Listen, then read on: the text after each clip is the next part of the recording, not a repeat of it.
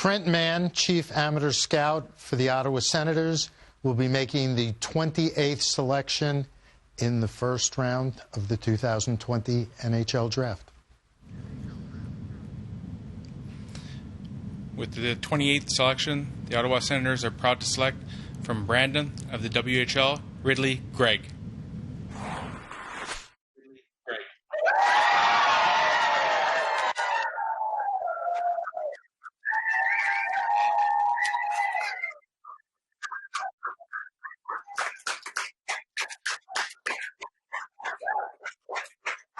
Great pick. I want a close-up of that pillow. Look at that shot there, eh, Sammy and Berkey? That's a beautiful one with Ridly on the pillow there. Ridly Greig from Lethbridge is the Ottawa Senators' third pick of the first round of the 2020 NHL Draft. Give us the scouting report, Sam.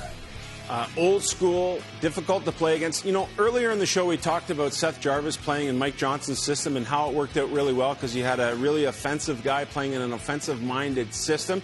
Well, you have Dave Lowry as the head coach of the Brandon Wheat Kings, and he was mean, tough, physical, difficult to play against. And so Ridly Greig was already that type of player, but got to learn some more of the tricks of the trade this year from Dave Lowry. The one thing that I think goes undercover about this guy is his skill.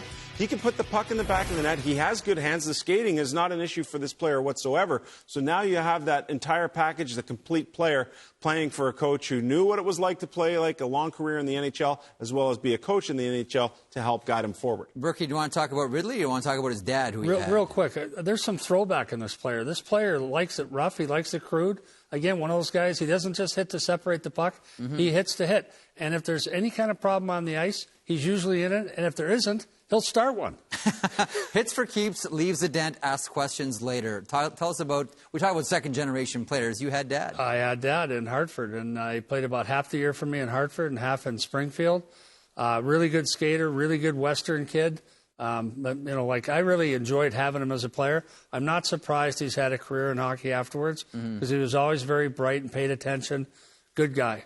You know, we talk a lot about the second-generation hockey player and the advantages that young hockey player has. And if you have a look at father-son duos drafted in the first round, well, the Reinhardts, certainly in the Kachucks, with the pair. Alex Turcotte goes last year to the Los Angeles Kings. Sam Gagner, Detroit, his dad, Dave, of course, a legendary player now with Wasserman Group with Jeff Jackson and Judd Moldaver, Ryan Sittler and Darryl.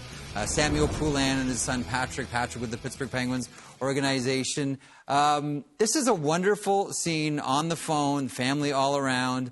And we talk about the Brandon Wheat Kings as well, Sam. Yep. And how much of because we talked about Halifax before, how much of a pipeline did the NHL that organization has become? Well, the general manager of the Vegas Golden Knights, Kelly McCrimmon, recently sold that club, but he really set them up for success in the long term. I mean, here's a no BS type of guy.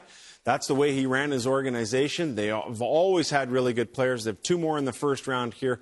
Who knows what's left to come for the Brandon Wheat Kings. I want to get in a quick shot here. He was on the floor, by the way, at the Philadelphia draft. That was the first draft, Sam, that you and I ended up working together. It's a great picture.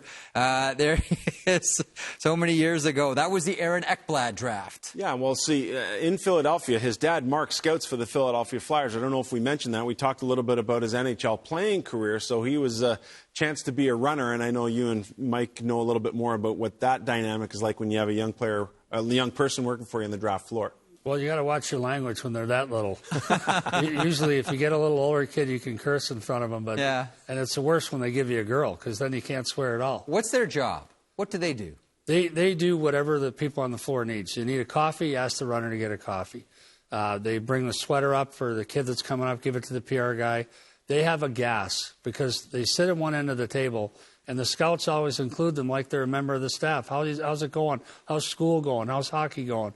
It's a great experience. They have a gas, and this young man probably had one of the best days of his life. I would imagine they're nervous to start. My buddy Brandon Cross and his son Carter ended up doing it for the Edmonton Oilers last year when they drafted Philip Broberg. And I could tell that he was nervous at first, but by the time everything starts to get going, you get in a rhythm, you start to really enjoy it. At what point can these runners actually enjoy the night, Berkey? Oh, I think right away because I think teams put them at ease. Hey, you're here to have fun. The hardest job you're going to ask them to do is go get you a coffee or a bag of chips or something. The meals are served, like the sandwiches or whatever are served. The runner doesn't have to do that. So basically he or she just does simple task, talks hockey with the guys. It's fun.